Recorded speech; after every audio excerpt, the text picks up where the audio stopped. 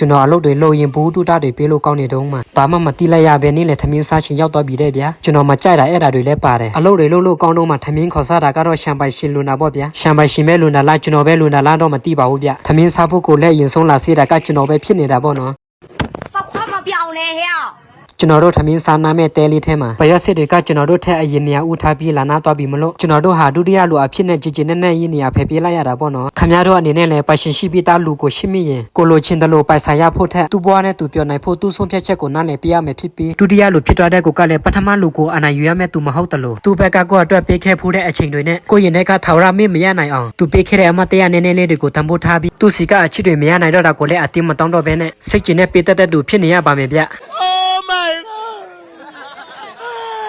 နေပူကျတဲ့အောက်မှာထမင်းထိုင်စားနေရတာကိုကျွန်တော်တို့ကပူကြတယ်ဆိုပေမဲ့ခမရတို့လိုကိုမချစ်မလို့လားအတဲ့လူတယောက်ကိုအမြဲတမ်းလိုက်ပြီးစိတ်ပူပေးနေတာထက်ဆိုင်တော့မပြောစလောက်လေးပဲပေါ့နော်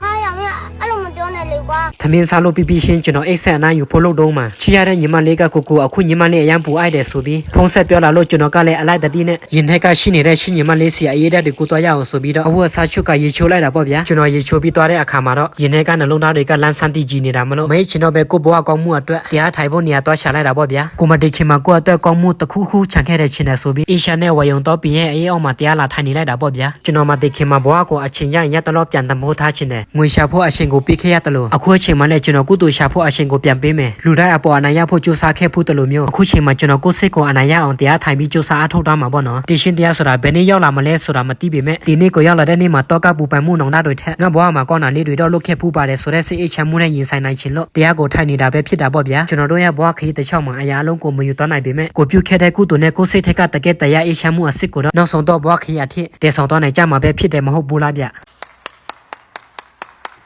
ကျွန်တော်တရားကို20မိနစ်ခန့်လေးပဲထိုင်လိုက်ရတယ်ဆိုပေမဲ့စိတ်ရောလူရောတော်တော်ကိုအေးချမ်းလာတာကိုခံစားနေရတာပေါ့နော်ကျွန်တော်တို့တောင်ပေါ်သူတောင်ပေါ်သားတွေရဲ့နေ့စဉ်ထုံးစံအလားအတိုင်းအလုံးလုံးလိုက်နားချင်ရောက်လိုက်လို့ပြန်နှမ်းလိုက်နေပဲညနေဆောင်အိမ်ပြန်ချိန်ကိုရောက်သွားတာပေါ့ဗျာဒီနေ့တော့ရှမ်ပိုင်ရှင်ရဲ့ရှာမှာကော်ဖီပင်တပေးမှမဆက်လိုက်ရပဲနဲ့တွန်းတွေပဲပြီးစီအောင်ကိုအတန်းလိုက်စီစီနဲ့တူထားလိုက်တာပဲဖြစ်တာပေါ့နော်ဒီနေ့ရှမ်ပိုင်ရှင်ကရွာထက်ကပေတူတွေခေါ်လာတယ်လဲဆိုတာကိုခင်ဗျားတို့လည်းသိရအောင်ဆိုပြီးတော့ကျွန်တော်မိတ်ဆက်ပေးသွားပါမယ်ဗျပထမဦးဆုံးမြင်တွေ့ရမှာကတော့အင်္ဂမိန်မပိုက်ဆံကိုတွန်းဖြုံးနေတဲ့ဦးဆိုင်ဖြုံးလို့ခေါ်ရင်မကြိုက်တဲ့ကိုဦးဆိုင်ဖြူဖြစ်ပါတယ်ဒုတိယကတော့တမရဟောင်းဦးသိန်းစိန်မဟုတ်တဲ့တမီးနှစ်ယောက်လည်းရှိထားတဲ့ဦးဆိုင်မောင်စိန်ဖြစ်ပါတယ်ဗျတတိယတယောက်ကလည်းခမရတို့ရောက်ဖားလို့ခေါ်ထိုက်တဲ့ညီမလေးလေးယောက်ရှိတဲ့ထော့ပအကိုက်ဆက်လက်တဲ့ကိုကြီးဆိုင်ဝမ်ဖြစ်ပြီးအနောက်ကလိုက်စီတဲ့ကျွန်တော်ရဲ့တငယ်ချင်းဖြစ်ပါတယ်ဗျဟိုးရှန်အောင်မှာရှိနေတဲ့မှာပြန်နေတဲ့ညီအကိုနှစ်ယောက်ဖြစ်တဲ့သူမရဲ့အချစ်ဦးမဖြစ်ခဲ့ရတဲ့ကိုဆိုင်အောင်ဦးနဲ့သူနာပြူမမျက်မှောင်မဟုတ်တဲ့ကိုဆိုင်လာမောင်ဖြစ်ကြပြီးနောက်ဆုံးမြင်နေရတဲ့တယောက်ကတော့ကျွန်တော်ရဲ့အဖေလို့လည်းပြောလို့ရတဲ့တမီးချော်လေးတယောက်ရှိထားတဲ့ဖေဖေဦးလုံးဆိုင်ပဲဖြစ်ပါတယ်ဗျဒီနေ့အလို့တာလို့ရလို့ကျွန်တော်ရှမ်ပိုင်ရှင်ကိုစိတ်သိမ့်မကြည်တာမလို့သူ့နာမည်ကိုမမိတ်ဆက်ပြတော့ပါဘူးနော်